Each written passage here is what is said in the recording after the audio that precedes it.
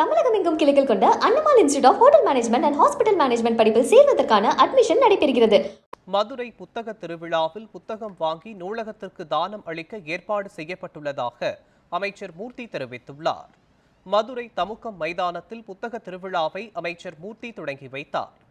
இதையடுத்து செய்தியாளர்களை சந்தித்த அவர், மதுரை புத்தக திருவிழா கடந்த 2007ஆம் ஆண்டு துவங்கி தொடர்ச்சியாக நடைபெற்று வருகிறது என்றும், கடந்த ஆண்டு 150 அரங்குகள் அமைக்கப்பட்டு 1,50,00,000 புத்தகங்கள் விற்பனை செய்யப்பட்டதாகவும் தெரிவித்தார். மேலும் இந்த ஆண்டு 230 அரங்குகள் அமைக்கப்பட்டுள்ளது என்றும், அதிக புத்தகம் விற்பனையாகும் என எதிர்பார்க்கப்படுவதாகவும் அவர் தெரிவித்தார். புக்கை பொறுத்தளவு ஆங்கிலம் இதாக இருந்தாலும் சரி, ஒரு ஃபேமஸான ஹக்கீம் போன்ற எல்லா அந்த ஸ்டால்ஸ் வச்சுருக்காங்க, அத்தனை பேரும் இதில் இடம் பெற்றிருக்கிறாங்க.